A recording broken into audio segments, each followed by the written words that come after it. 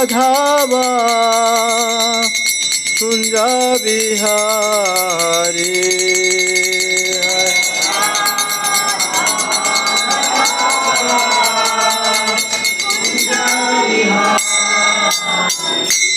जय राधा माधव कुंज बिहारी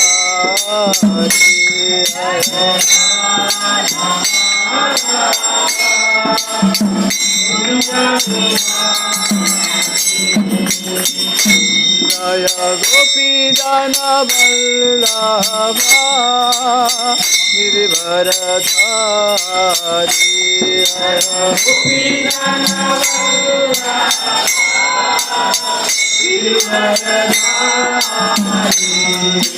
गोपी जन वल्लभ गिरिवरधारी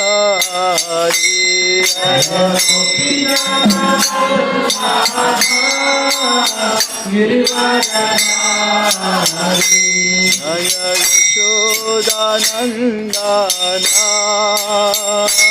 जय जगदरञ्जना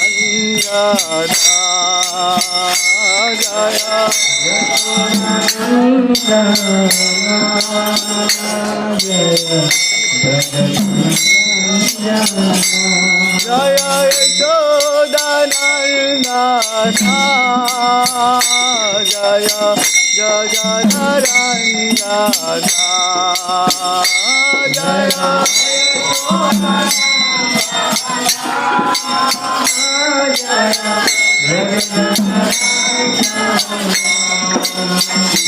जय यमुना तीरा वनचारी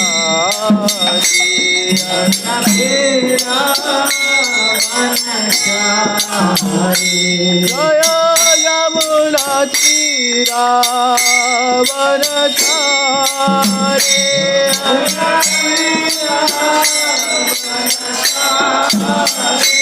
जय राधा माधव कुंज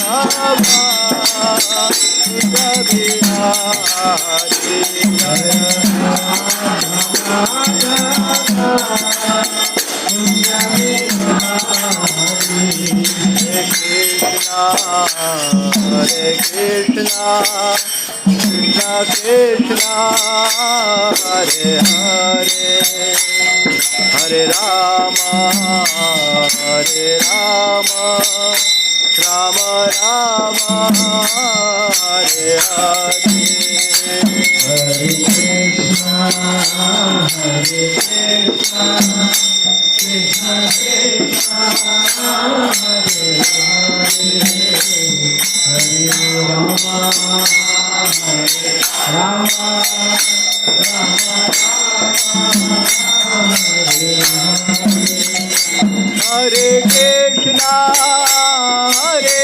कृष्णा कृष्णा कृष्णा हरे हरे हरे राम राम राम हरे हरे हरे कृष्णा हरे हरे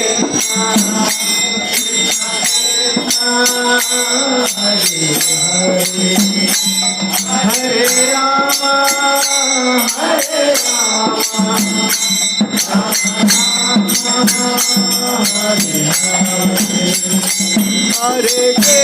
राम हरे Krishna Krishna Krishna Hare Hare Hare Ram Ram Ram Hare Hare Hare Krishna Krishna Krishna Hare Hare Hare Ram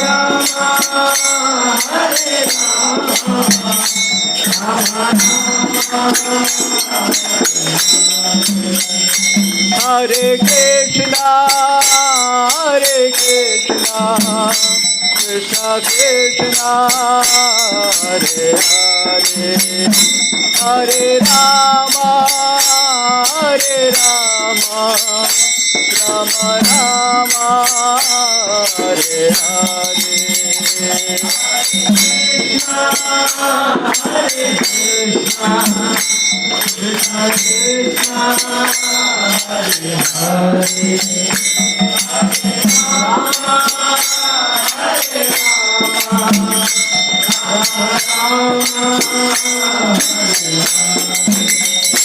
Hare Krishna, Hare Krishna, Krishna Krishna, Hare Hare, Hare Rama, Hare Rama, Rama Rama, Hare Hare.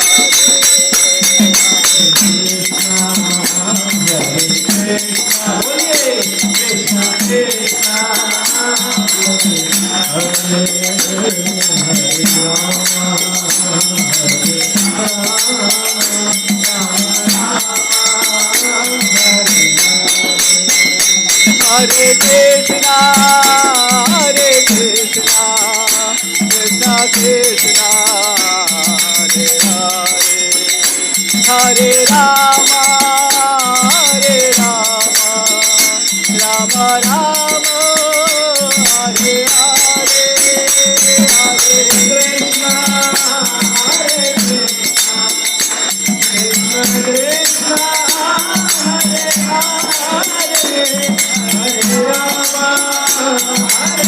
Krishna Krishna, Hare Hare, Hare Rama, Hare Rama, Rama Rama, Hare Krishna,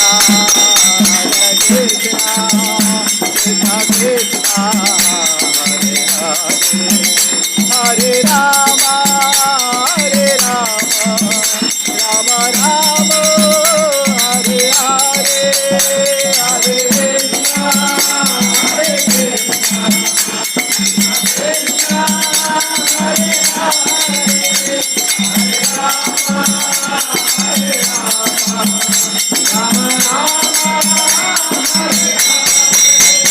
Hare Krishna, Hare Krishna, Krishna Krishna, Hare Hare, Hare Rama, Hare Rama, Rama Rama, Hare Hare, Hare Krishna, Hare Krishna,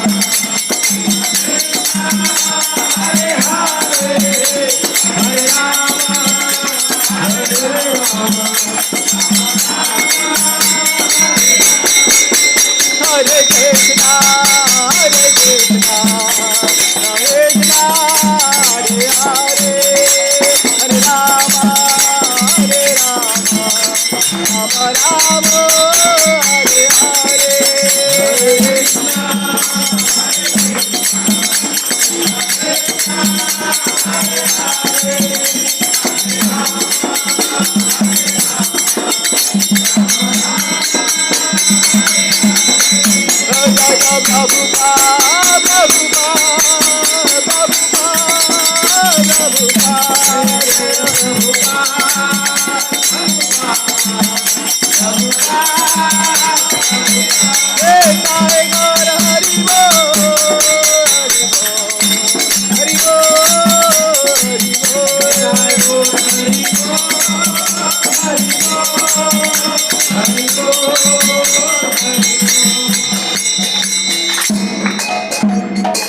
जय विष्णुपाद परमंश परिवाचित अष्टोत्तर शताब्दी चरणारविंद भक्ति वेदांत स्वामी श्रील प्रभुपाद महाराज की भगवत गीता भगवत वाणी यथारूप की जगत गुरु श्रील प्रभुपाद की निताय गौर प्रेमानंदे हरि हरि।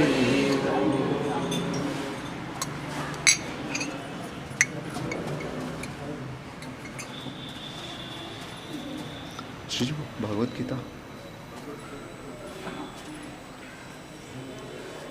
ओम नमः भगवते वासुदेवाय।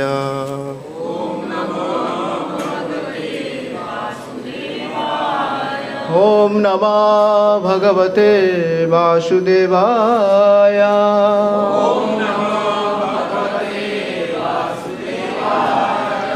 ओम नमः भगवते वासुदेवाय।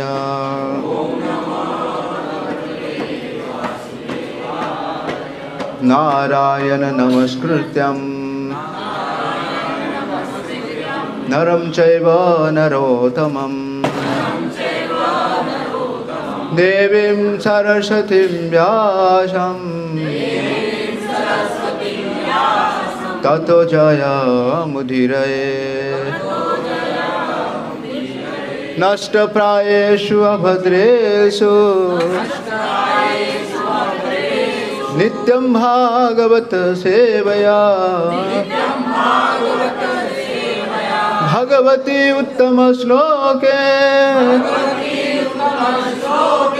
भक्तिर्भवति नैष्टिके। कृष्णाय वासुदेवाय। हरि बोल हरे कृष्णा बोलिए। हरि बोल हरे कृष्णा हरि बोल हरे कृष्णा। नंद गोप कुमाराय गोविंदाय नमो नमः।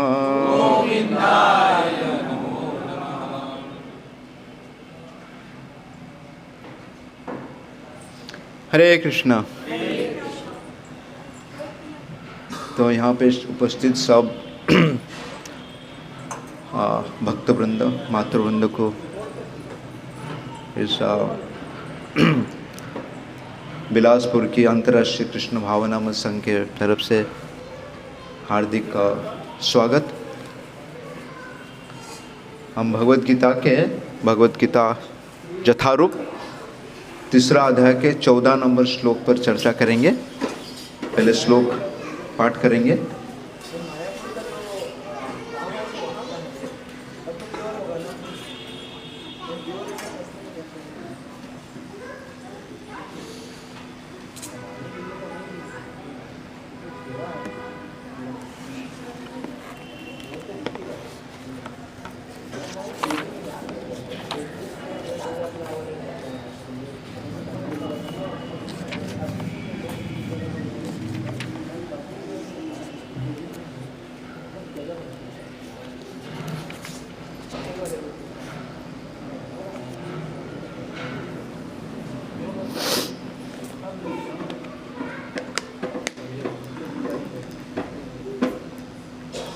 हरे कृष्णा।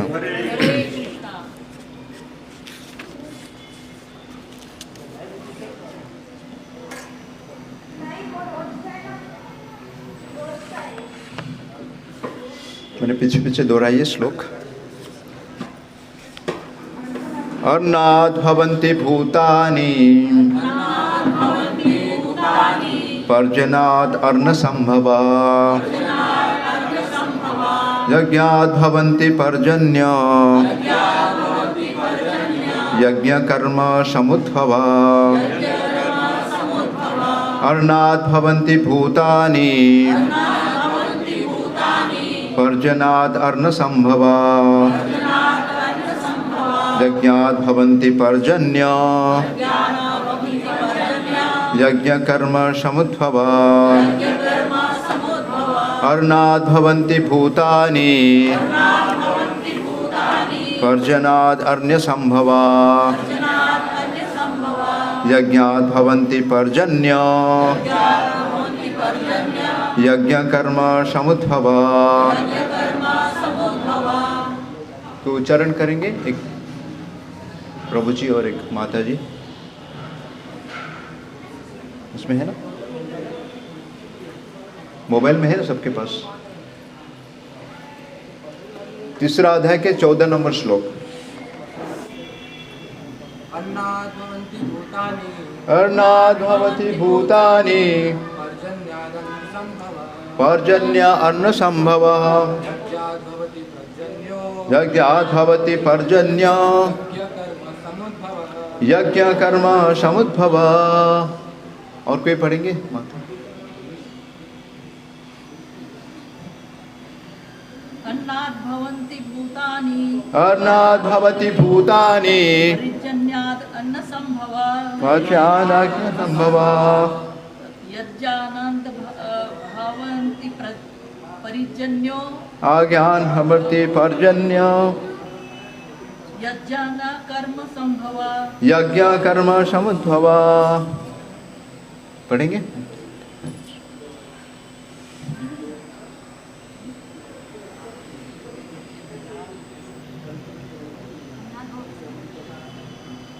अन्नाद् भवन्ति भूतानि अर्नात् भवन्ति भूतानि पर्जन्याद् संभवा अज्ञान भवति पर्जन्यो अर्नात् भवन्ति पर्जन्यो यज्ञकर्म समुद्भवः यज्ञ कर्म समुद्भवः। शब्दार्थ अर्नात् अर्ण में भवति उत्पन्न होती है भूतानि भौतिक शरीर वर्जनात् वर्षा में अर्ण अन्न का संभवः उत्पादन यज्ञात् यज्ञ संपन्न करने से भवति संभव होती है पर्जन्य वर्षा यज्ञ यज्ञ क्या संपन्न होना कर्म नियत कर्तव्य में समुद्भव उत्पन्न होता है। अनुवाद अब तात्पर्य कृष्ण कृपामूर्ति अवय चरणारविंद भक्ति वेदांत स्वामी श्रील प्रभुपाद के द्वारा श्रील प्रभुपाद की अनुवाद सारे प्राणी अन्न पर आश्रित है और वर्षा से उत्पन्न होता है। वर्षा यज्ञ संपन्न करने से होते हैं और यज्ञ नियत कर्म से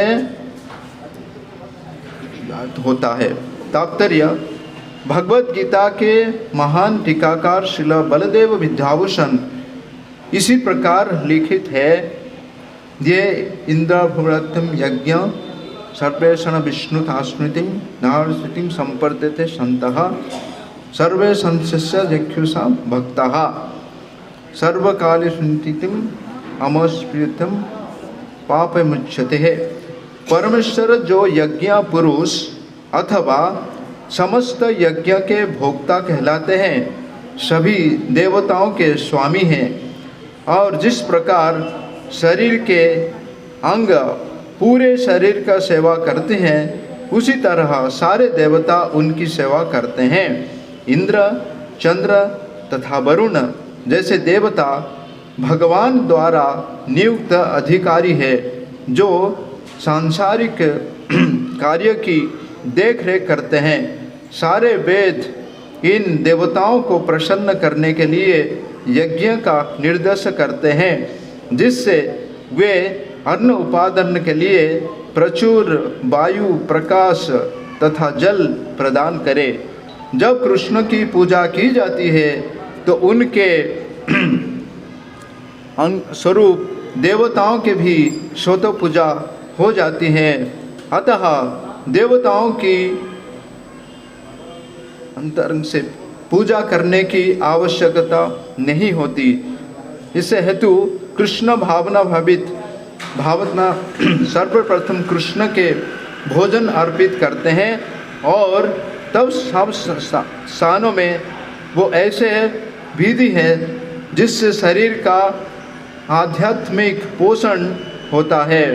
ऐसा करने से न केवल शरीर के विगत पापमय कर्मफल नष्ट होते हैं अपितु शरीर प्रकृति के समस्त कर्म से निरापद हो जाता है। जब कोई छूत का फैलाव होता है उससे आक्रमण से बचने हेतु रोगोपचार टीका लगाया जाता है। इसी प्रकार भगवान विष्णु की अर्पित करके ग्रहण किया अन्न वाले भोजन हमें भौतिक प्रदूषण से निरापद बनाता है।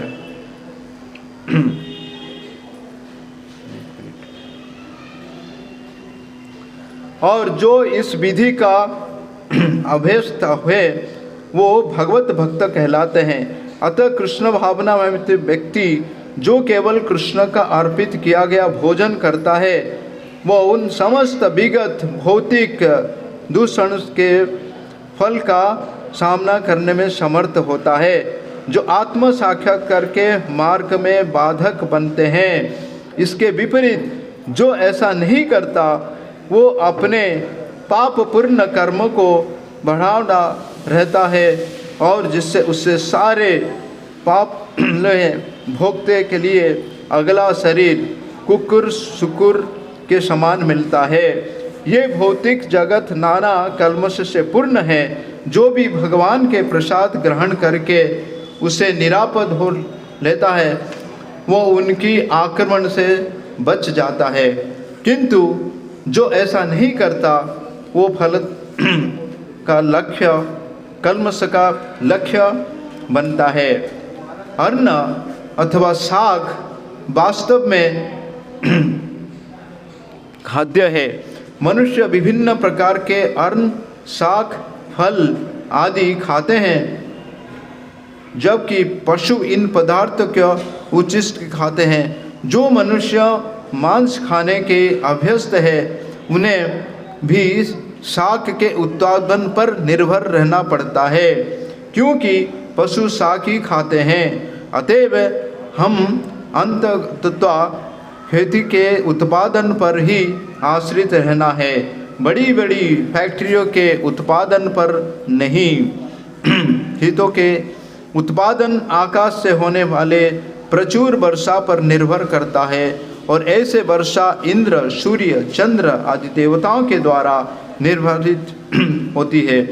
जो देवता भगवान की दास है, भगवान को यज्ञ द्वारा संतुष्ट रखा जा सकता है। अतः जो उन यज्ञ का संपूर्ण नहीं करता, उसे अभाव का सामना करना होगा। यही प्रकृति का नियम है। अतः भोजन की अभाव से बचने के लिए यज्ञ और विशेष रूप से इस युग के लिए संतुष्ट संकीर्तन यज्ञ संपन्न करना चाहिए। ओम ज्ञानतिमिरन्धस्य ज्ञानाञ्जनशलाकया चक्षुर्मिलितं येन तस्मै श्रीगुरवे नमः। श्रीचैतन्यमनोभीष्टं स्थापितं येन भूतले स्वयं रूपं कदा मह्यं ददाति प्रदन्ति तं। वन्देऽहं श्रीगुरु श्रीयुतापदकमलं श्रीगुरु वैष्णवांश श्रीरूपं साग्रजातं सहगना रघुनाथं वितं तं सजीवं साविद्युतं सावधूतं परिजनासहितं कृष्णचैतन्यदेवं श्रीराधा कृष्णपदां सहगना ललिता श्रीविशाखास्पदं च। नमो विष्णुपादाय कृष्णपृष्ठाय भूतले श्रीमते भक्तिवेदान्त स्वामिनीति नामिने। नमस्ते सरस्वती देवे गौरवाणी प्रचारिणे निर्विशेषा शून्यवादी पाश्चात्यदेशतारिणे। नमो महावदन्याय कृष्ण प्रेम प्रदायते कृष्णाय कृष्ण चैतन्य नामिने गौरसुषे नमः। हे कृष्णा करुणा सिंधु दीनबंधो जगत्पते गोपेश गोपिका कांत राधा कांत नमस्तुते। तप्त कांचन गौरांगी नाधे वृंदावनेश्वरी वृषभानुसुते देवी प्रणमामि हरिप्रिये।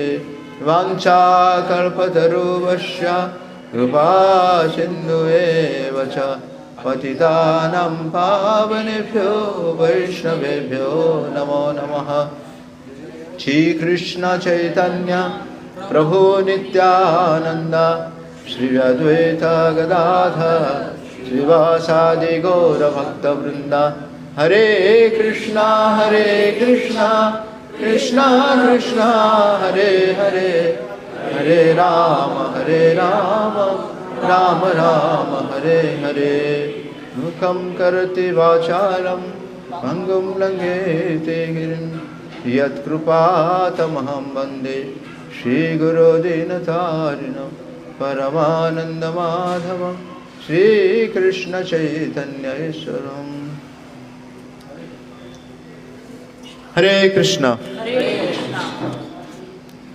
तो आप सभी को फिर से एक बार हार्दिक स्वागत है इस रविवार के कार्यक्रम में।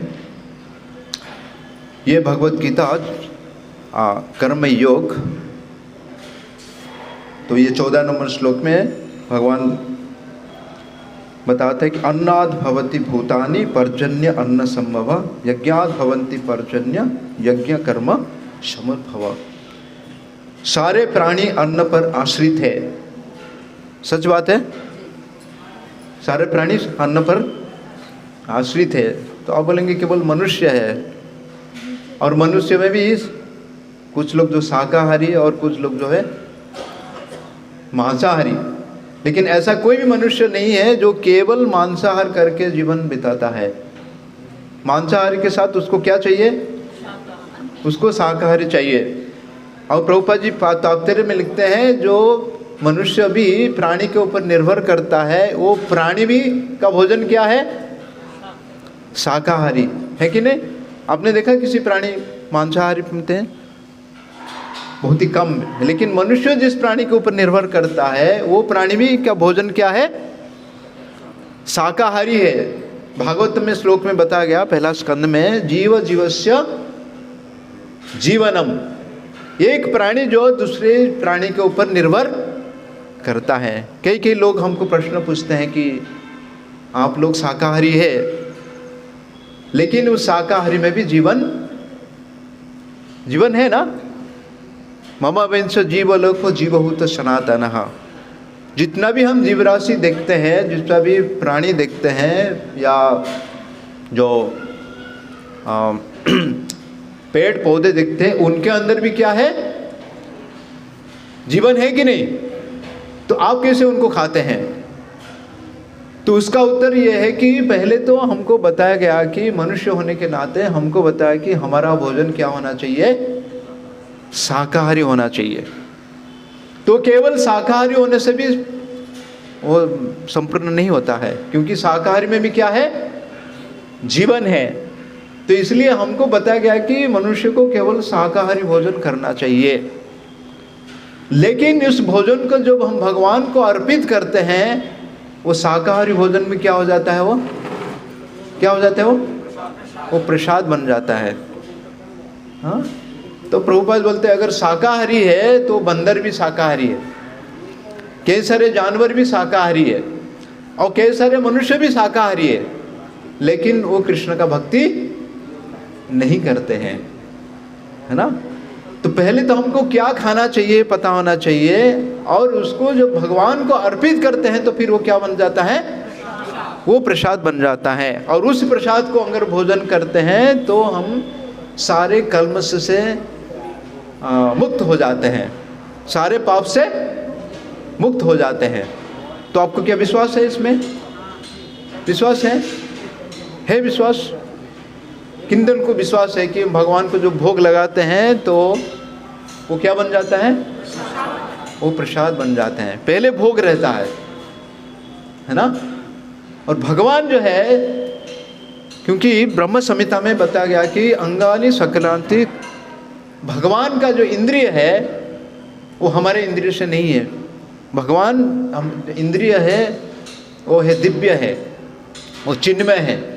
तो भगवान केवल हमको भोजन भूख लगता है तो हम मुंह से खाते हैं ना, है कि नहीं? लेकिन ऐसा कोई देखा व्यक्ति जो कान से खाता हुआ, नाक से खाता हुआ देखा आपने? एक बार प्रभुपाद जी को एक व्यक्ति ने ऐसे प्रश्न पूछा कि हम देखते हैं कि जैसे कोई मरीज है, कोई बीमारी व्यक्ति है, उसको पाइप के द्वारा भोजन दिया जाता है। तो प्रभुपाद जी बोले कि वो जो है वो स्वाभाविक स्थिति नहीं है, वो क्या बीमार व्यक्ति है। वो क्या है? वो बीमार व्यक्ति है, इसलिए खा नहीं सकता मुंह में, इसलिए उसको पाइप के द्वारा, नली के द्वारा दिया जाता है। लेकिन एक स्वाभाविक जो व्यक्ति है वो किसके द्वारा खाएगा? वो मुंह के द्वारा खाएगा, है ना? तो इसलिए केवल शाकाहारी बनना नहीं है। हमको भगवान को भोग लगा के एक्चुअली क्या करना चाहिए? भोजन करना चाहिए। और जीव जीवस्य जीवनम, तो इसलिए बताया गया कि तो लोग बोलते कि ठीक है जीव जीवस्य जीवनम, मतलब तो हम भी क्या करेंगे, भगवान को कोई प्राणी को भोग लगाएंगे और उसको भोजन करेंगे। इसलिए कलकत्ता में हम देखेंगे जहाँ पे प्राणियों को मारा जाता है वहाँ पे दुकान के सामने लिखा जाता है कि काली माता का प्रसाद, और काली माता का प्रसाद के लिए लोग लाइन में खड़े रहते हैं।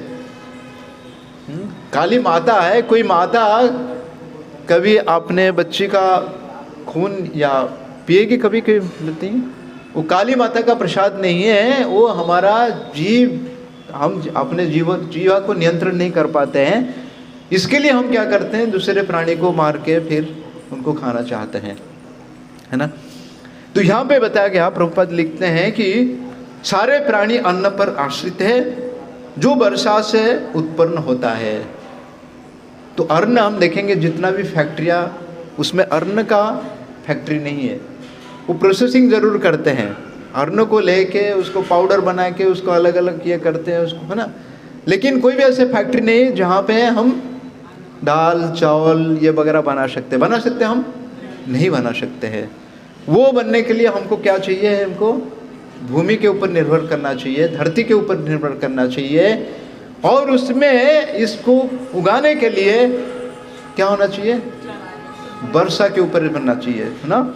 इसलिए अन्न भवाति भूतानि अर्जन्य अन्न संभवः, जो वर्षा से उत्पन्न होता है। अब वर्षा यज्ञ संपन्न से होती है, तो वर्षा की प्राप्ति कैसे होती है, पानी की प्राप्ति कैसे होती है, किससे, यज्ञ करने के द्वारा, है ना। तो हम देखते हैं कि कई साल पहले जैसे भारत के कुछ वैज्ञानिक लोग, तो उन्होंने प्रयास किए, जो बारिश नहीं हो रहा था तो उन्होंने कृत्रिम उपाय से एक्चुअली क्या, बारिश को उन्होंने बादल के द्वारा एक्चुअली प्रयास किए, और उसको कराने के लिए उनको बहुत पैसा खर्च करना पड़ा। और उसमें कठिनाई ये है कि आपको जहाँ बारिश चाहिए वहाँ नहीं होगा, वो आपको जिस प्रांत में है, जिस जमीन के ऊपर बारिश चाहिए वहाँ पे बारिश नहीं होगा, और उसके लिए कितना परिश्रम करना पड़ेगा, कितना पैसा खर्च करना पड़ेगा, है कि नहीं। और उसका भी क्या अलग अलग क्या एक्चुअली रिएक्शन भी है। हम अगर कृत्रिम उपाय से अगर किसी प्रकार से हम कोई भी कार्य करते हैं, उसका हमको दंड भी भोगना पड़ता है। तो प्रभुपाद जी बोले, देखिए हम देखते हैं कि पूरे पृथ्वी में 3 भाग से ज़्यादा भाग क्या है, जल है, लेकिन इस जल को हम प्राप्त पीने के लिए लायक नहीं है, कि जमीन में भी नहीं दे सकते अगर नमकीन पानी नहीं दे सकते। लेकिन भगवान का इतने जो ये सृष्टि जो है, भगवान ऐसे नियम बनाए हैं जिसके माध्यम से एक्चुअली वही पानी अपने आप क्या होता है, स्वच्छ होके वो पहले बाष्पीभूत होके बादल बनता है। और इतना बड़े बड़े बादल जो है, हम देखते हैं कि घर के ऊपर पानी को अगर रखना होगा तो हमको बड़े बड़े मोटर लगाना पड़ता है, और ऊपर बड़े बड़े टंकी बनाना पड़ता है, और इसके बाद हमको पानी का प्राप्त होता है।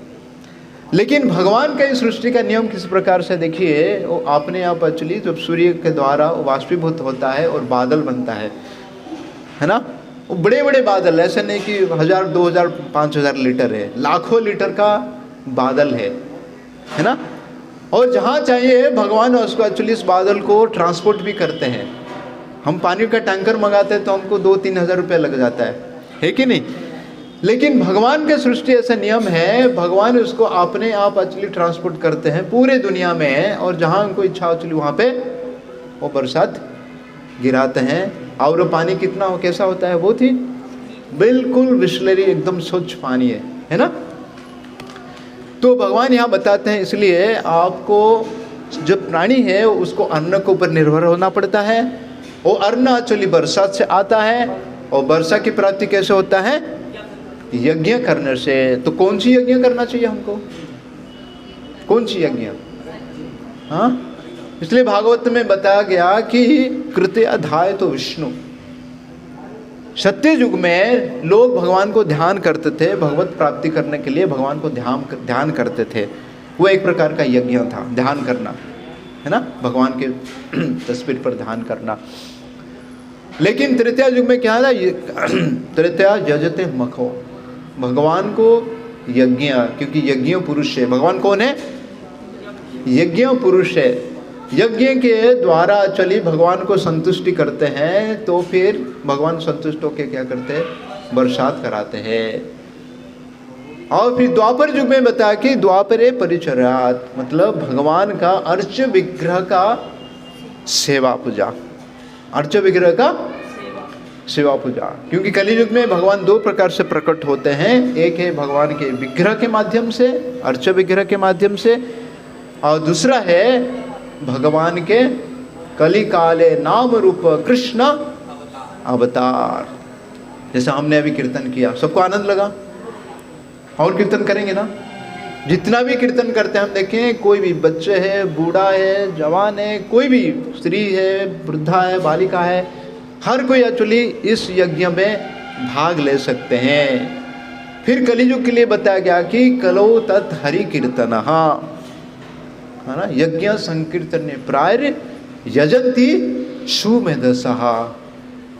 बोलेंगे खरे ठीक है, इस जो कलियुग का यज्ञ है यज्ञ संकीर्तन है, और ये बहुत ही आसान है। आसान है ना? ये यज्ञ करना आसान है कि नहीं? है ना? क्या करना चाहिए यज्ञ? नहीं, केवल जीवा के माध्यम से हरे कृष्णा कृष्ण कृष्ण हरे हरे, हरे राम राम राम हरे हरे। किसको कुछ पैसा लगा? पैसा लगा किसको? देखिए, तो बालिका उसको पता नहीं एक्चुअली यज्ञ क्या है पता नहीं, अर्ण क्या है पता नहीं, बारिश है ना, फिर भी एक्चुअली क्या करते हो, इतना जोर उच्च स्वर से उच्चारण करती है। तो ये यज्ञ बताया गया कि कलियुग में किसके माध्यम से हम भगवान को संतुष्ट कर सकते हैं, जिसके द्वारा वर्षा की प्राप्त होता है, और वर्षा से एक्चुअली अन्न की उत्पन्न होता है, और इस अन्न के माध्यम से एक्चुअली हम लोग संतुष्ट हो सकते हैं, है कि नहीं? तो इसलिए जितने ज़्यादा मात्रा से हम अगर इस यज्ञ को खुद अपनाएंगे और इस यज्ञ को एक्चुअली दूसरे के द्वारा कराएंगे, हमको इतना फायदा होगा। कभी किसी प्रकार से इस अन्न की कभी भी अभाव नहीं होगा। हाँ, हम देखते हैं कि सारे विश्व में लोग मानते हैं कि कहीं अन्न का अभाव है, मतलब लोग भूखे मर रहे हैं, है कि नहीं? लेकिन कहीं क्यों भूखे मर रहे हैं? क्योंकि जब इसे भगवान के नियम से अगर हम अंदाज़ा दखल करते हैं, भगवान ने सबके लिए नियम बताया गया। इसलिए ईशोपनिषद जो एक छोटा सा ग्रंथ है, उसमें प्रभुपाद जी लिखते हैं कि ईशावास्य जो पहला जो श्लोक इसमें बताया गया कि भगवान सारे जीवराशि के लिए आपने जो कोटा, जो अधिकार दिया गया, किसको कितना भोजन चाहिए, कितना मात्रा में चाहिए, भगवान ने इसलिए दिया गया। लेकिन हम जब ये करते हैं कि भगवान के जो सृष्टि के नियम में जब अंदर दाखिल करते हैं और हम क्या करते हैं, उसको ज़बरदस्ती हम अपने पास रखते हैं, उसके कारण एक्चुअली क्या करते हैं, कुछ लोगों को प्रचुर मात्रा में भोजन है और कुछ लोगों को एक्चुअली बिल्कुल भोजन नहीं मिलता है। मैंने एक मेरे परिवार से जो हाल ही में मेरा पिताजी का देहांत हो गया था, तो सारे अलग अलग लोग आए थे परिवार से, तो मिल रहे थे, वो बातें कर रहे थे। तो एक परिवार से मेरे मिले, तो जिनका 2 बेटी है, तो एक जर्मनी में है और एक अमेरिका में है, और वो अवसर मतलब वो रिटायर्ड है और अपने घर में रहते हैं अभी। तो उन्होंने बताया कि मुझे आश्चर्य लग रहा है कि जब बचपन में या जब मैंने युवावस्था में हमको बहुत ही गरीबी से उनका जीवन बिताया गया, क्योंकि इसके पिताजी का देहांत हो गया था बचपन से। बहुत मुश्किल से उन्होंने पढ़ाई वगैरह किए, नौकरी किए, पूरे परिवार को 2 बेटी को पढ़ाया, उनको विदेश भेजे, शादी भी कराए। तो बोले कि मुझे आश्चर्य लग रहा है कि जब मैं भूखा था, जब मैं कुछ खाने के लिए ढूंढ रहा था, तभी मुझे नहीं मिला, इतना गरीबी था। और अभी हमारे पास प्रचुर मात्रा में है, खुद पैसा है और 2 बेटियां हैं, और मैं उसका दामाद भी बड़े बड़े नौकरी कर रहे, सब कुछ है, लेकिन अभी हम भूख नहीं है। सच बात है, ये सबको अनुभव है कि नहीं? बराबर ना? तो इसलिए हम देखते हैं कि हम देखते हैं कुछ लोग जो जवानी में खूब परिश्रम करते हैं और अपने धंधा करके खूब पैसा कमाते हैं और शरीर के लिए बिल्कुल वो समय नहीं देते हैं। दिन रात वो मेहनत करके परिश्रम करते हैं, इकट्ठा करते हैं। लेकिन जो बुढ़ापे हो जाते हैं उनको ऐसे कठिना बड़े बड़े बीमारी आता है ना। और तभी वो, क्योंकि जवानी में बोलते हैं कि अभी से खूब परिश्रम करो, जैसे कहा जाता है कि कर्म ही पूजा, लोग बोलते हैं ना कर्म ही पूजा। दूसरे अध्याय के भगवत गीता में कर्मणम आध्यात्मिकस्तु, कर्म ही पूजा नहीं है, पूजा ही क्या है, कर्म है। कर्म ही पूजा नहीं है, पूजा ही कर्म है ना। Work is worship, worship is क्या है, है ना। तो जैसे देखते हैं कि द्रौपदी महारानी का जिस समय वस्त्र हरण हो रहा था, तो द्रौपदी महारानी ने खूब प्रयास किया एक्चुअली क्या करने के लिए। पहले तो उन्होंने अपने जो बुजुर्ग है, पितामह भीष्म बैठे हैं, द्रोणाचार्य बैठे हैं, कृपाचार्य बैठे हैं, है ना। तो उन्होंने सबकी सहायता मांगी, लेकिन किसी ने भी उनका सहायता नहीं की। उसके बाद उनके 5 पति, हाँ, जो अलग अलग देवताओं के पुत्र है। युधिष्ठिर महाराज स्वयं धर्मराज के पुत्र है, और भीमसेन स्वयं वायुदेव के पुत्र है, पवन पुत्र है। और इंद्रदेव के पुत्र कौन है, अर्जुन। और नकुल और सहदेव जो अश्विनी कुमार के पुत्र है, लेकिन किसी ने भी उनका सहायता नहीं किए। और बाद में जब उन्होंने प्रयास की आपको बचाने के लिए, है ना, तभी उनको कोई बचाव नहीं है। फिर एक हाथ में उन्होंने हाथ उठाया कि हे केशव, हे कृष्ण, तभी उन्होंने जो पूरे तरह से उन्होंने भगवान को समर्पित किए। हरे कृष्णा कृष्णा कृष्णा हरे हरे, हरे राम राम राम हरे हरे। तभी भगवान स्वयं उनको प्रकट होकर एक्चुअली रक्षा की। तो उसमें पूछा जाए कि अभी हम बोलते कि कर्म ही क्या है, कर्म पूजा नहीं है, पूजा ही कर्म है। तो द्रौपदी महारानी तो इतने महान भक्त थी, इतने पतिव्रता स्त्री थी, लेकिन फिर भी भगवान उनको रक्षा करने के लिए क्यों नहीं आए लेकिन कब आए भगवान? हाँ, जब उन्होंने पूर्ण रूप से समर्पित किए। लेकिन कैसे समर्पित किए, कैसे समर्पित किए? उन्होंने 2 हाथ को ऊपर उठाया, है ना। तो इसलिए कभी कभी हमारे मन में प्रश्न आते थे, मैं भक्ति कर रहा हूँ, लेकिन भक्ति कैसा होना चाहिए? सर्व उपाधि विनिर्मुक्त तत्परत्र निर्मलम ऋषि के न ऋषिकेश भक्त। हमारे सारे इंद्रियों को भगवान के सेवा में लगाना चाहिए, भगवान की सेवा में लगाना चाहिए। हम तो पुकार नहीं, भगवान का नाम ले रहे। अभी द्रौपदी महारानी भगवान का नाम ले रही है, लेकिन उसके साथ उन्होंने क्या किया, अपने दोनों हाथ को ऊपर उठाया, तभी भगवान उनको सुरक्षा प्रदान की, है ना। तो इसलिए हमको भगवान के वाणी पे विश्वास होना चाहिए कि यहाँ पे जैसे बताया गया कि अगर हम यज्ञ करते हैं, और कली युग के लिए ये हरिनाम संकीर्तन यज्ञ जो चैतन्य महाप्रभु के द्वारा दिया गया, और उसी से भगवान प्रसन्न होते हैं। भगवान जो प्रसन्न होते हैं कि हमारे सारे जरूरत जो मिलता है हमको। तो जो ईशावास्य विद्यम में जो प्रभुपाद जी वहाँ पे लिखते हैं कि हम देखते हैं कि क्यों इस प्रकार के हम संसार में देखते हैं कि कहीं दुख है, कहीं ये है कि इसको भोजन ठीक से नहीं मिल रहा है, किसको नहीं है। तो प्रभुपाद उदाहरण देते हैं कि जैसे हम देखते हैं कि रास्ता में मान को कोई जा रहे हैं, वहाँ पे एक अनाज का बोरी पड़ा है 50 किलो का। तो उसमें देखेंगे हम कुछ चींटियाँ वगैरह आके एक्चुअली 1 अनाज या 2 अनाज उठा के लेके जाएंगे। कुछ चिड़िया आएंगे तो एक्चुअली वो थोड़ा सा खा के वो चला जाएंगे दाना। कोई अगर गाय आएगी तो वो भी थोड़ा सा 1, 2, 3, 4, 5 किलो खा के वो भी चली जाएगी। लेकिन उस समय अगर किसी मनुष्य को दिखाई पड़ा तो मनुष्य क्या करेगा? पूरा बोरी उठा के घर में लेके जाएगा। क्यों? संग्रह करना है, लोभ के कारण। क्या है? लोभ के कारण। तो हम देखते हैं कि संसार में इस प्रकार से हमारे कुछ जो लोग हैं एक्चुअली अपने लोभ के कारण एक्चुअली क्या करें, वो खूब संग्रह करते हैं, जिसके द्वारा चली सबको भगवान ने सब जीवराशि को बनाया है, उनके लिए पर्याप्त मात्रा में भोजन भी रखा है ना। लेकिन हमको विश्वास नहीं होता है कि मुझे कल भोजन कौन देगा, या 1 साल के बाद मेरा क्या होगा तो पता नहीं है, क्योंकि भगवान के ऊपर उसका निर्भरता नहीं है, भगवान के ऊपर उसका विश्वास नहीं है, इसलिए वो संग्रह करना चाहता है कि नहीं। इसके कारण इसमें भगवान का कोई दोष है, उसमें भगवान का कोई दोष है, इसमें भगवान का कोई दोष नहीं है।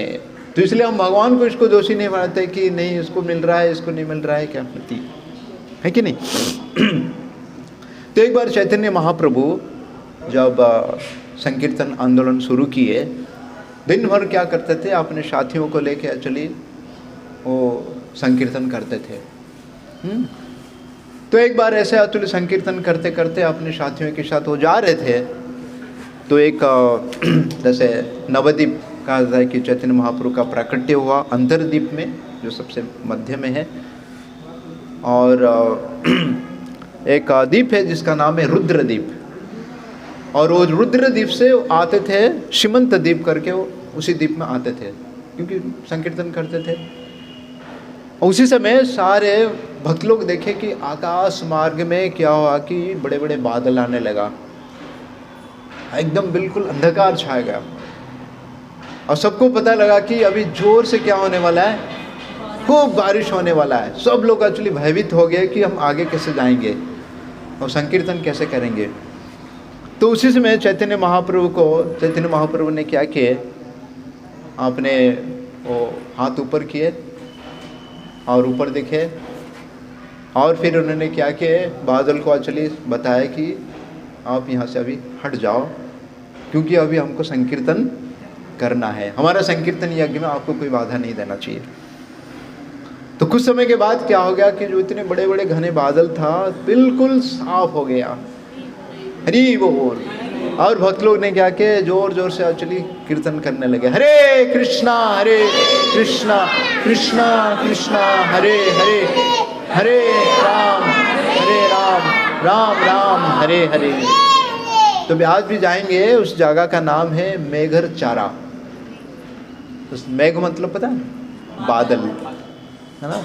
तो भगवान देख से इसमें हमको विश्वास होना चाहिए, अगर भगवान चाहेंगे तो बादल को ला सकते हैं, भगवान चाहें तो बादल को बारिश भी बना सकते हैं, भगवान चाहेंगे तो बादल को हटा भी सकते हैं। हम सर्वस्व प्रभो मत सर्व प्रवर्तते इति मत्ता भजन्ते वा बूढ़ा वावश्यम नित्यम, है ना। तो भगवान की इच्छा से सब कुछ होता है, बताया ना, भगवान की इच्छा से एक पत्ता भी नहीं हिलता है। तो इसलिए भगवान को अगर हम प्रश्न देते हैं तो यज्ञ करने से क्या होता है, हरि नाम संकीर्तन करने से क्या होता है कि भगवान प्रसन्न होते हैं। अगर भगवान प्रसन्न होते हैं तो भगवान सारे सब कुछ जिसको जो चाहिए भगवान देते हैं, है ना। और यहाँ तक कि जो है नास्तिक जो भगवान के ऊपर विश्वास नहीं करते उनको भी भगवान देते हैं, देते कि नहीं, है ना। तो भगवान अगर भक्ति कर रहे हैं तो भगवान क्यों हमको नहीं देंगे। तो एक बार मेरे महाराष्ट्र में जो शिवाजी महाराज का नाम सुना होगा, बहुत ही अच्छे राजा थे, धार्मिक थे, और उन्हें तुकाराम महाराज का शरण लिए थे। और जब उन्होंने तुकाराम महाराज को पास आए उनके शरण लेने के लिए, तुकाराम महाराज बोले कि नहीं, मैं आपको शरण नहीं दे सकता हूँ, आप जाइए रामदास के पास चाहिए। तो जो शिवाजी महाराज है वो रामदास को अपने गुरु, जो राम जी के महान भक्त थे, संत रामदास, और शिवाजी महाराज आपने मानते थे ये, क्योंकि अहंकार करता मित्य मन्यते। हम देखते हैं कि परिवार में अगर कोई पैसा लाता है, घर चलाता है, कोई कंपनी का मालिक है, तो सोचता है क्या, मैं ही चलाता हूँ, अगर मैं नहीं चलाऊँगा तो बाकी मर जाएंगे, भूख लगनी चाहिए।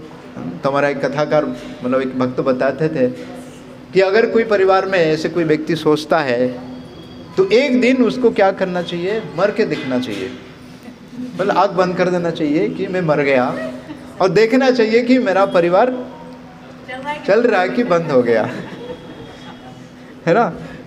हम नहीं थे तो परिवार चल रहा था, हम नहीं रहेंगे तो परिवार चलेगा।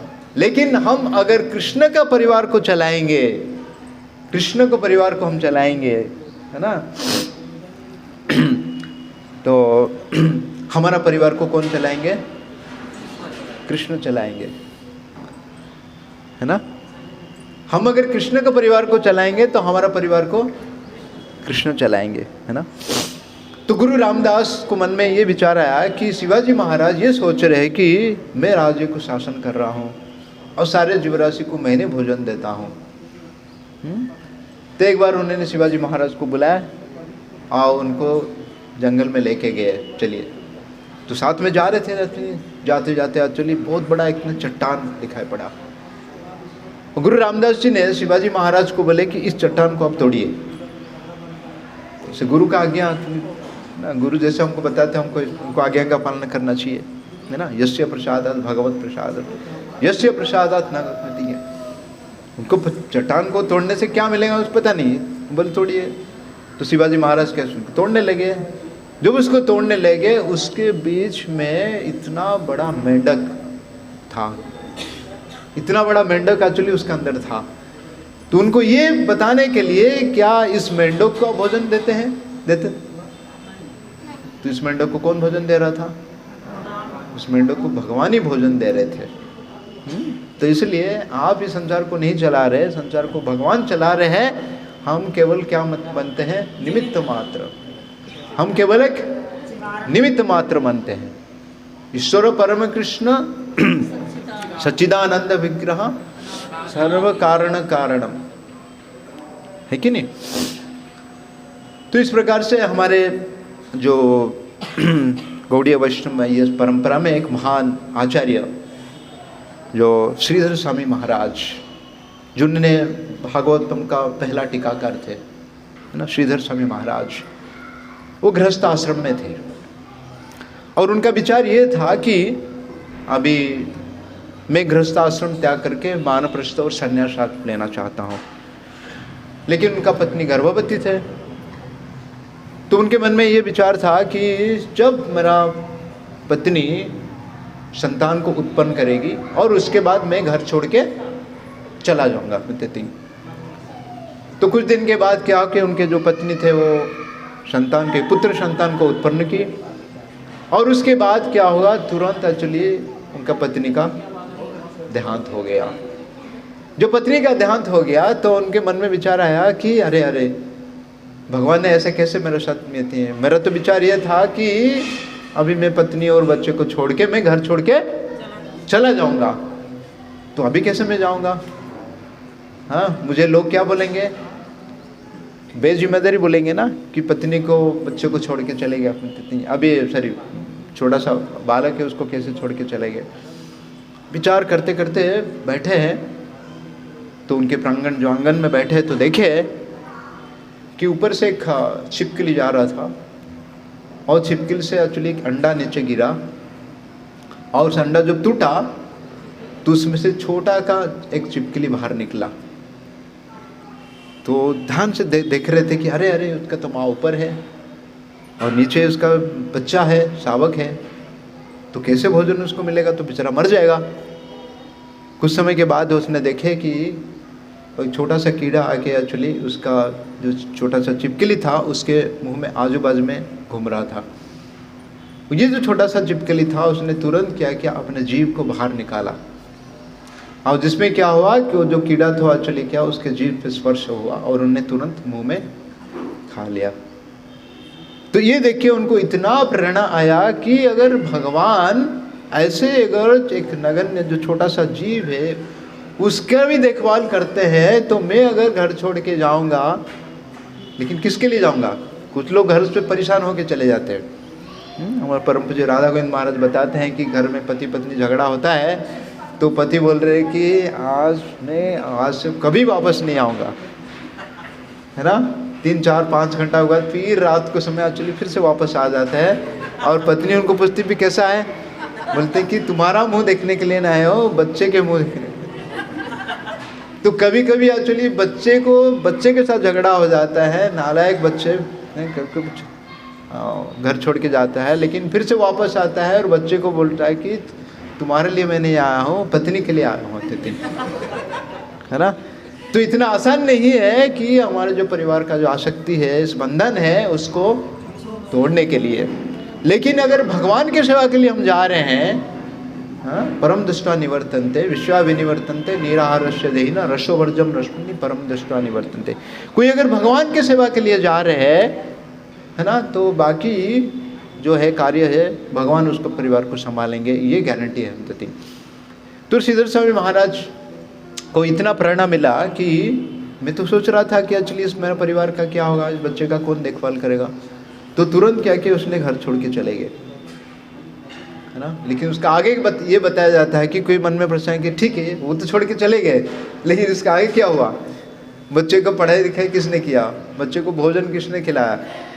और उस समय बताया जाता है कि कोई अगर एक पति और पत्नी और उनके कोई संतान नहीं थे, निसंतान थे, और भगवान को बहुत प्रार्थना कर रहे थे कि हमको कोई संतान प्राप्त है। तो उस वक्त एक्चुअली वो रास्ता से जा रहे थे, तो उनको ज़ोर ज़ोर से एक्चुअली बच्चे का कंदन रोने का आवाज़ सुनाई दिया। तो रहा नहीं गया, एक्चुअली देखिए कैसे रोते हैं, दरवाज़ा भी खुला है। तो अंदर जाके देखे एक्चुअली छोटा सा बच्चा था, देखिए कोई नहीं घर में एक्चुअली। तो उन्होंने भगवान को सोचे कि एक्चुअली ये भगवान का आशीष कृपा है हमारे ऊपर, और उसको लेके एक्चुअली उसने लालन पालन किए, उसको बढ़ाया एक्चुअली। और कुछ साल के बाद एक्चुअली वो बच्चा भी जो था, क्योंकि श्रीधर स्वामी इतने महान संत है, उनके संतान होने के नाते बहुत ही बुद्धिमान था। और बुद्धिमत्ता से एक्चुअली क्या है, वो राजा के नौकरी कर रहा था, राजा के पास एक्चुअली वो जो कवि के नौकरी में थे। और कुछ दिन के बाद जो श्रीधर स्वामी महाराज को राजा ने खुद एक्चुअली बुलाया था, एक्चुअली कि एक जो सभा में बुलाया था।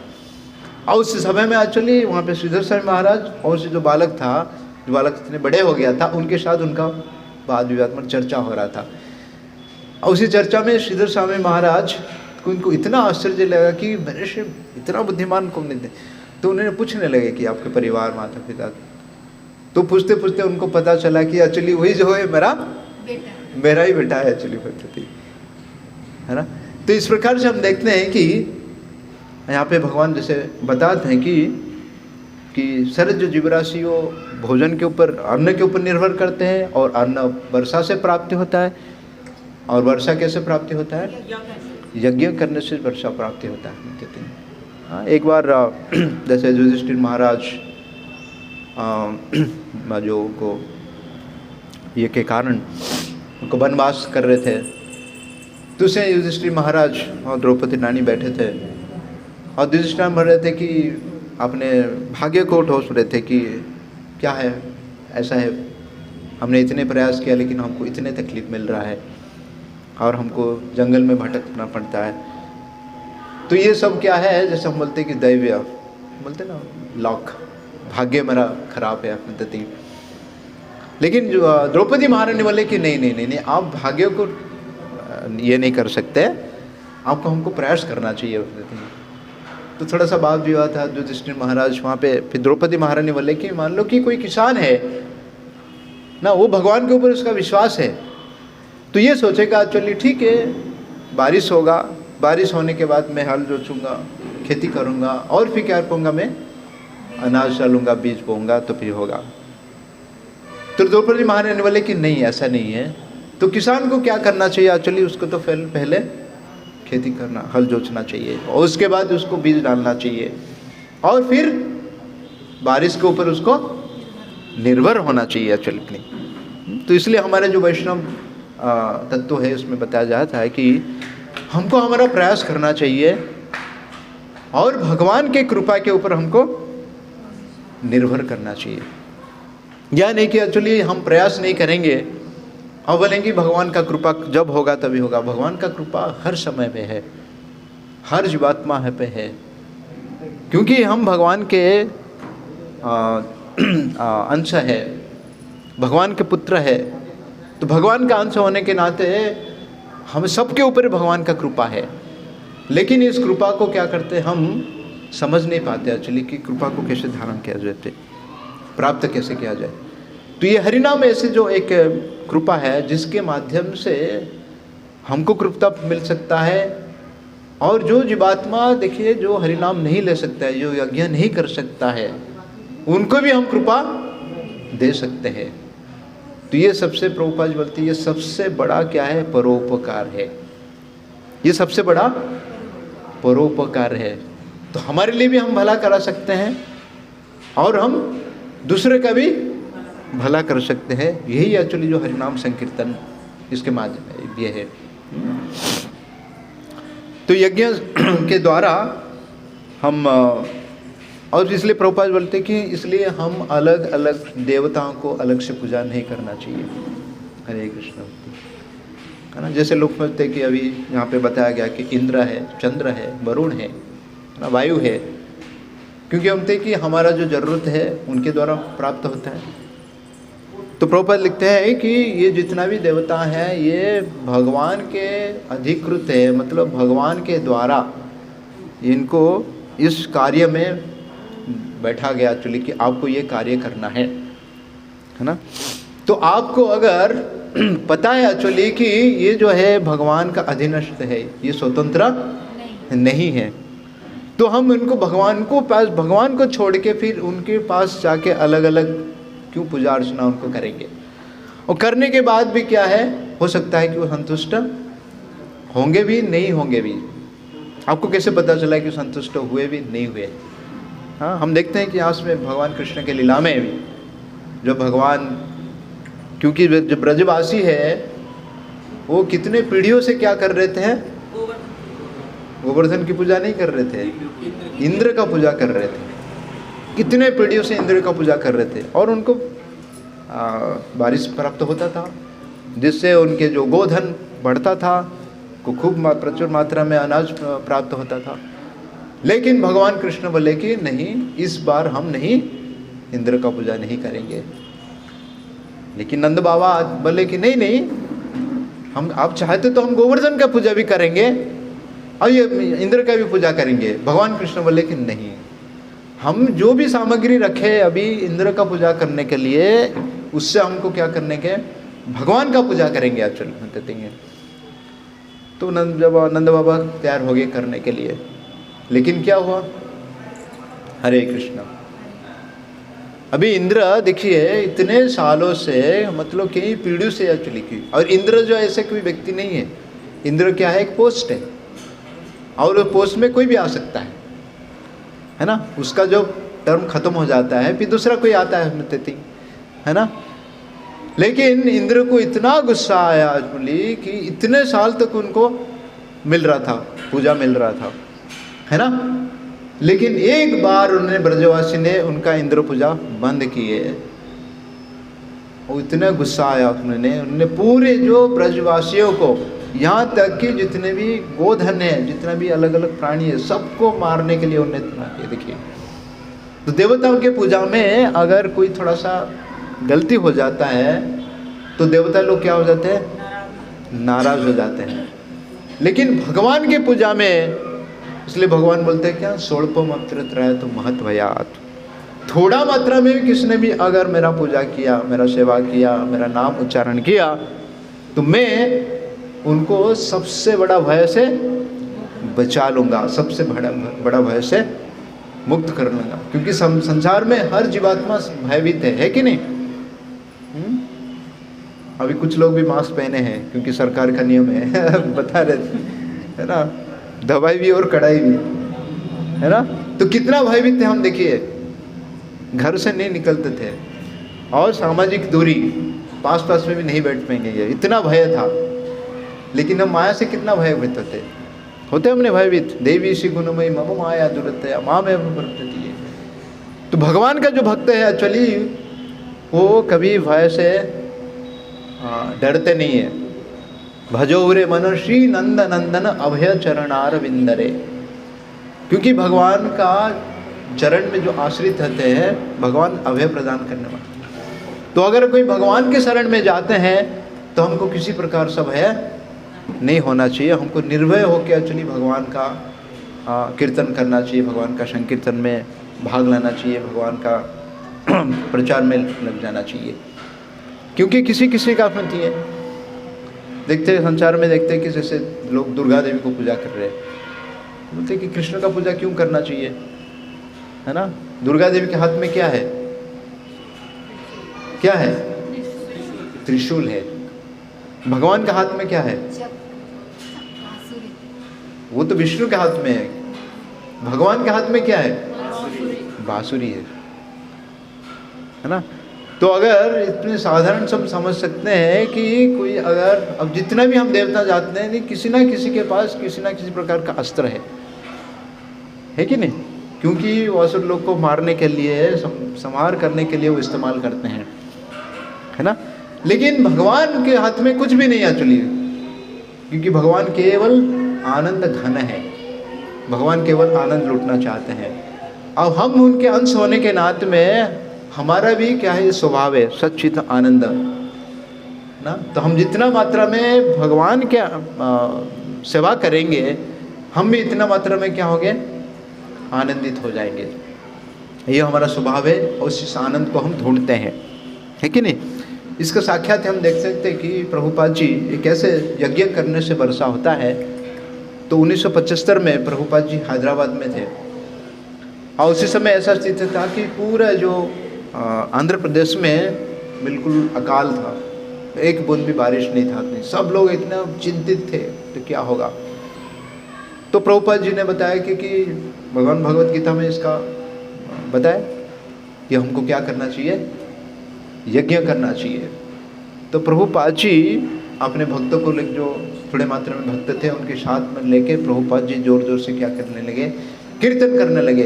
हरे कृष्णा कृष्ण कृष्ण हरे हरे, हरे राम राम राम हरे हरे। इतने जोर जोर से बारिश हुआ, इतना जोर जोर से बारिश हुआ। दूसरे दिन जो आंध्र प्रदेश का जो अखबार है उसमें हेडलाइंस में आया कि स्वामी जी ने बारिश को लाया, स्वामी जी ने बारिश को लाया।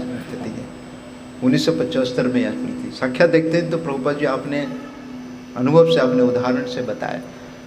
अब प्रभुपाद जी जाने के बाद प्रभुपाद जी के एक शिष्य थे परम पूज्य गौर गोविंद स्वामी महाराज, प्रभुपाद जी के वरिष्ठ शिष्य थे। तो उन्होंने भी गए थे विदेश में, वो जगह मेरे को याद नहीं आ रहा है, शायद नेदरलैंड ऐसे कुछ जगह था, स्वीडन था शायद।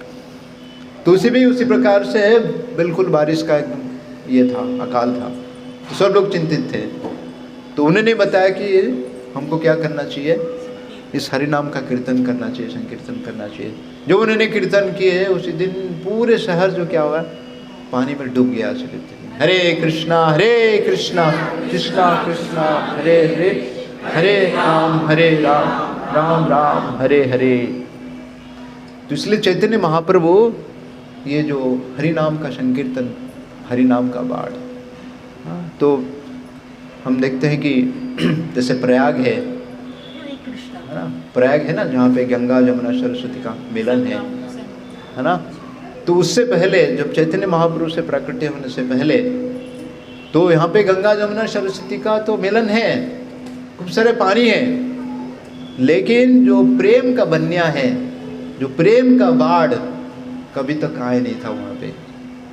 जब चैतन्य महाप्रभु आए और हरिनाम संकीर्तन शुरू किए तो वहाँ पे क्या हो गया कि प्रेम का बाढ़ पूरा छाया गया, प्रेम का बाढ़ छा गया।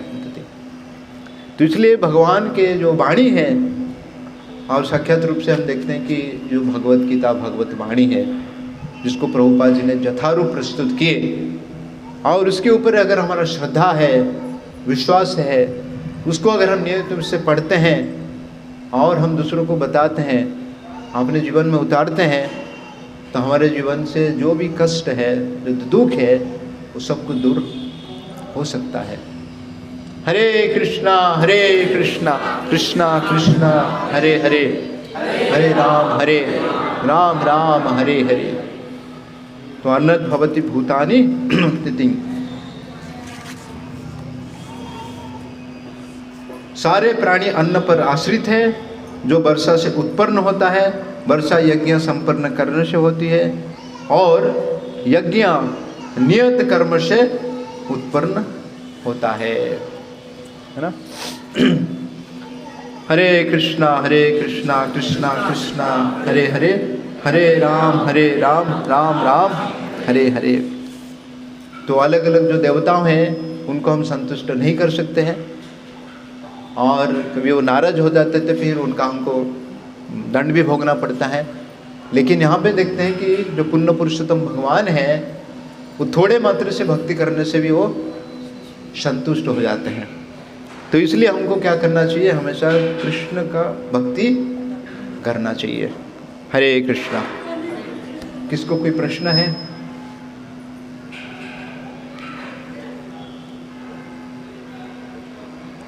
कोई प्रश्न है, जिज्ञासा है? हरे कृष्ण।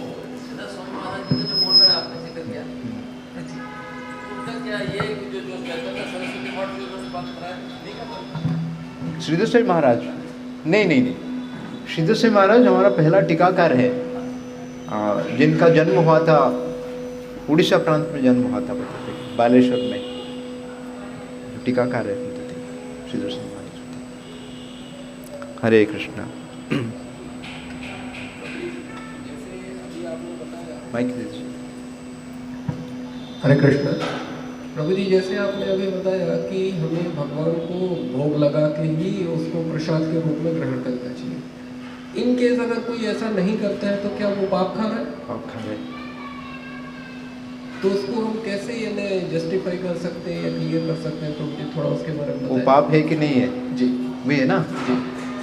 क्योंकि देखिए अभी आप जो भी वस्तु है, क्या हमने उसको बनाया? हमने बनाया क्या? हमने पैसा दे के खरीदा होगा, बराबर ना? तो हमने तो उसको बनाया नहीं है, ठीक है। तो इसीलिए हमारा उसके ऊपर कोई अधिकार नहीं है, इसके ऊपर हमारा कोई अधिकार नहीं, हमने बनाया नहीं है, स्मृति है। तो उस वस्तु को शुद्ध करने के लिए हमको क्या चाहिए? भगवान का संस्पर्श चाहिए, भगवान का कनेक्शन चाहिए, क्योंकि भगवान उसी वस्तु को बनाया है। हम सर्वस्व प्रभु मत सर्वप्रति मत्तावत्पति। तो इसलिए कोई भी वस्तु को क्या करना चाहिए, अगर हमारा नहीं है तो फिर वो भोग हो जाता है ना।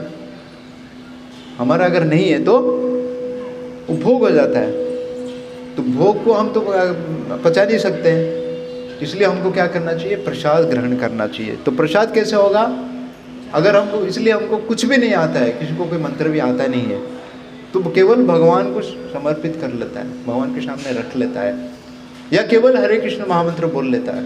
अगर उतना भी नहीं आता है तो बोलता है कि गोविंद समर्पण। आपको पता है ना, एक कहानी बताते हैं कि एक व्यक्ति नाव में जा रहा था, और जाते जाते एक्चुअली क्या था, पास में कुछ कुरमुरा रखा था। कुरमुरा पता है ना? मुरा, मुड़ी है ना, खाने के लिए रखा था। और उसी समय क्या क्या जोर से हवा में आता है, तो जोर से हवा आता है, एक्चुअली सारे कुरमुरा क्या क्या पानी में गिर गया। जब पानी में गिर गया तो उसने बोल लिया कि गोविंद समर्पण। मैंने क्या किया? गोविंद, भगवान गोविंद को समर्पण कर दिया। उसका देने का इच्छा था क्या? देना तो पहले है ना, बोल दिया एक्चुअली क्या, क्योंकि वो खुद भी नहीं प्राप्त कर सकता है ना। तो भगवान ने जब उसको मृत्यु हुआ, तो मृत्यु के बाद एक्चुअली क्या किए, उसको नरक मतलब यमलोक गया। यमलोक में उसके विचार हुआ, तो उसने जो चित्रगुप्तम ने सारे पढ़े उसका पंच, बड़े इतना पाप किए, उसको ये नरक जाएगा, उसको ये नरक जाएगा, पढ़ते पढ़ते एक्चुअली बीच में रुक गए। बोले यार ये तो गोविंद को समर्पण किया है, बोले तो उसको क्या कहते हैं? बोले उसके लिए उसको थोड़ा स्वर्ग को दिखाई, स्वर्ग को प्राप्त होगा अपने तीन। तो उसने बोला अच्छा। तो उसको पूछा गया कि आपको पहले नरक जाना है कि पहले स्वर्ग जाना है? तो उसने बोला पहले मुझे नरक दिखाओ, मैंने पहले कैसा है, मुझे पहले सॉरी उसको तो उसको पहले स्वर्ग बोलते हैं। तो बोला मैं जाता हूँ, स्वर्ग जाता हूँ पहले तुम। तो उसको स्वर्ग लेके गए।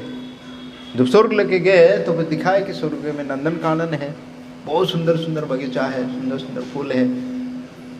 तो उसने क्या किया कि जो वहाँ के जो माली था, उस माली से उसने वो तलवार लिया, माली चौकीदार कर रहे थे, वो लेके एक्चुअली क्या किया, पूरा जो इतना बड़ा बगीचा था नंदन कानन, पूरा उसने बोला कि गोविंद समर्पण, गोविंदम समर्पण पूरा। तो उसको बोले रोको रोको रोको रोको, पूरा खत्म हो जाएगा। तो बोले अरे ऐसे क्यों किया आपने? तो बोले मैंने तो अनजाने से कुरमरा तो गिर गया था, मैंने गोविंद को समर्पण किया, इसके बदले मेरे को स्वर्ग मिला। तो मैंने सोचा कि अगर ये इतना जो फूल है तो सारे को अगर गोविंद को समर्पण कर दूंगा तो मेरे को क्या प्राप्त होगा? हरि वो, है ना? तो उसको भगवान का नाम है कि नहीं? तो इसलिए हम अनजाने में चाहिए, हमारा कोई शक्ति नहीं है इसको शुद्ध बनाने के लिए, है ना? इसलिए इस उपनिषद में बताया कि भगवान जो है अपाप विद्ध है, भगवान को पाप स्पर्श नहीं कर सकता है। जैसे सूर्य जो है, कृष्ण सूर्य सम माय है अंधकार, जहाँ तय कृष्ण तहाँ है मायर अधिकार। सूर्य अगर चाहेगा कि मैं अंधकार को दर्शन करूँगा, कर सकता है कभी? नहीं है। तो इस प्रकार भगवान इतने शुद्ध है कि नहीं? तो जो भी कोई भी वस्तु भगवान के संस्पर्श में आता है वो शुद्ध बन जाता है। तो इसीलिए हमको क्या करना चाहिए? हर वस्तु को हम भगवान को अर्पण करना चाहिए। जब भी अर्पण करेंगे तो प्रसाद के रूप में हमको प्राप्त कर सकते हैं। अगर प्रसाद खाएंगे तो फिर हम शुद्ध होने जाएंगे, क्योंकि हमारे अंदर भी भोग वृत्ति है, इसलिए हर वस्तु को हम ही भोग करना चाहते हैं जो हमारा नहीं है। जो हमारा नहीं है तो फिर हमको दंड मिलेगा, मिलेगा कि नहीं? तो पाप है कि नहीं? हरे कृष्ण। और कोई जिज्ञासा है? हरे कृष्णा। तो बहुत बहुत धन्यवाद, आपने ध्यानपूर्वक सुने। तो इसलिए हमारा प्रयास ये होना चाहिए कि हमको नियमित रूप से, हमने जो व्रत रखा है कि इस हरे कृष्ण महामंत्र का जप करूँगा, तो यही हमारा संकल्प होना चाहिए कि मैं जप करूँगा और भगवत गीता या श्रीमद् भागवतम ग्रंथ पढ़ूँगा, या ये प्रभुपाद के जो अलग अलग जो लेक्चर है उसको सुनूंगा, या अलग अलग जो आचार्य के। तो इसी के माध्यम से हम शुद्ध बन सकते हैं। हरे कृष्णा। जगत गुरु श्रील प्रभुपाद की, ग्रंथराज भगवत गीता भगवत वाणी जथारू की, निताय गौर प्रेमानंदे। हरि हरि बोल।